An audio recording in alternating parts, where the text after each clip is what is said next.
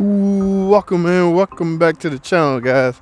I am going out here to get my PT Cruiser, guys. A blue PT Cruiser. This has a turbo on it, guys. So I'm about to she don't want it no more. I'm calling it mine because she don't want it no more. It's ugly and she be having minor problems and she think it's the end of the world. Oh, ready to get rid of it. Okay, I'll take it off your hand. You know. But as you can see, those are inspection papers. I got it to pass inspection.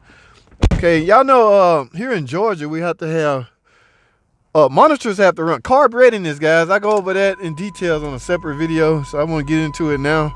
But yes, I got all the monitors to run this morning. Okay, I started up first thing in the morning, which means I could get evap system to run. Okay, if the computer don't see any problems, it will pass it. All right, so I also drove it around till I got cat monitors to run, and I got O2 sensor monitor to run, and O2 sensor heater. So it was 4. So here in Georgia, you got to have at least 75% to pass, which means I only have 1 to lose, and I still could pass emission. But I managed to get all 4 to say yes, carb readiness, and I was able to get the emissions at $20, guys. So, but there are some things, minor little things, guys. Such as this. Oh, I don't even feel. Yes, no horn. And guys, the oil light would come on. When the car warm up, the oil light would come on when you come to a stop, and it just sit there and flicker. Okay. Yes, guys, I already have a repair video out for that. In fact, watch that right here. That's not just a PT Cruiser issue, guys. That's pretty much all Chrysler products. They put that little tab in there and it's blocking off oxygen, or the connector can't breathe. So you get this little nagging flickering oil light on your cluster. It's not doing it now because the engine is cold, so the oil may be thick or what have you. But yes, I've duplicated it, guys. It does it. So right now, man, this horn pad is broke, so it's pretty simple, guys.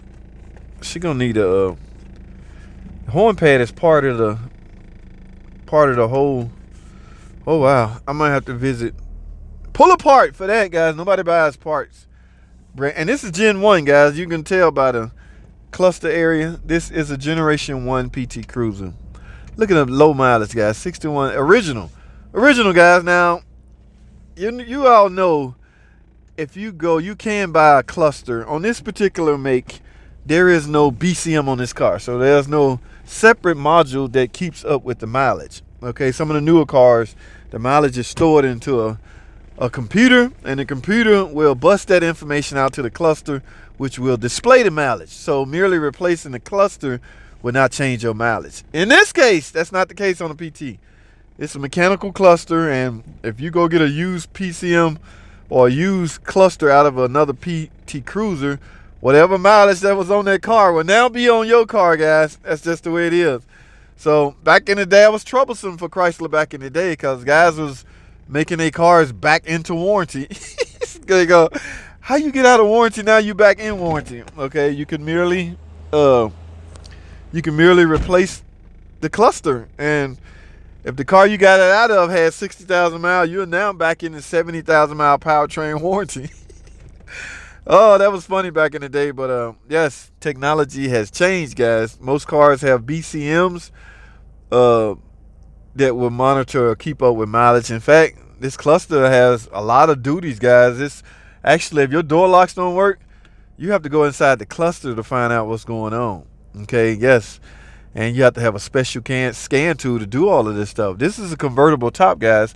So I don't know if you guys ever heard of the smart glass.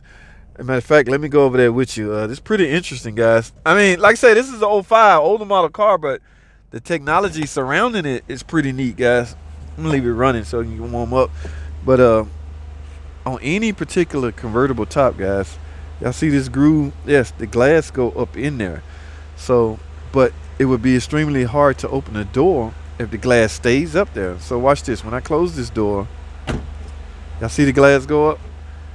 See the glass go down. So there's a sensor in here that tells the smart glass module to lower the glass.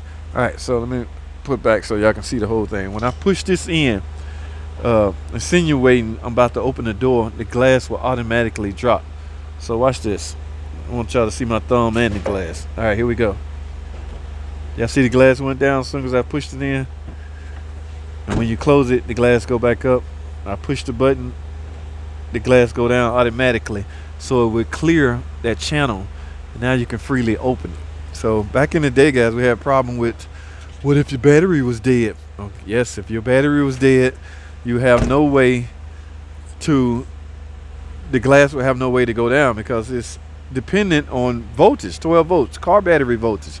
And if there's no car battery voltage, it will essentially stay up and you will have a hard time. You can actually break the glass by taking it in and out like that. So if you have a dead battery, you got to get that fixed as soon as possible if you own one of these, guys. All right, so I'm gonna check a few things out, guys. My main job is done. I really wanted to get it to pass inspection, but as you can see, this horn don't work and this the oil light come on. Now I verified the oil level. The oil level is okay. So what I'm gonna do is that repair that I talked about earlier. Go watch that video. It's actually a nice car, guys. Little stupid stuff like, you know, little clips that hold this on. I have to go to pull apart to get all this stuff. Yeah, you're gonna lose this if you're not careful. That. What else, guys? It run good. No hood bearing noise, no nothing. It's just ugly paint.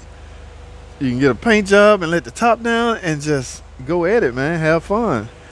These cars are problematic. It was problematic, but if you know, you almost have to be a mechanic to own one, because if you don't, you're gonna go broke when there's a repair needed. When there's repairs needed, it could cost you, guys. It could cost. I'm not gonna sit here and lie. So pretty much a lot of mechanics own them just to be owning them, or a lot of people that own them have mechanic friends that will work on them.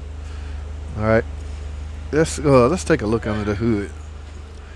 Like I say, this is a turbo model.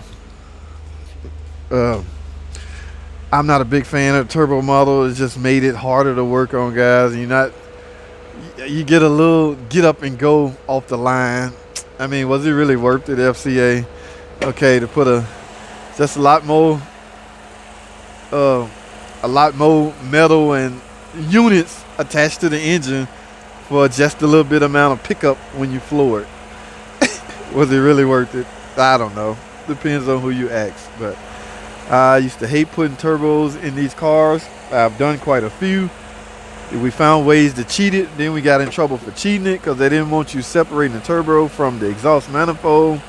Man, I've been around a long time. Ever since this car was launched back in 2000 actually. So timing belt water pump is already done. I think I'd done that a long time ago. It's one of those one shot deal unless you plan on keeping the car.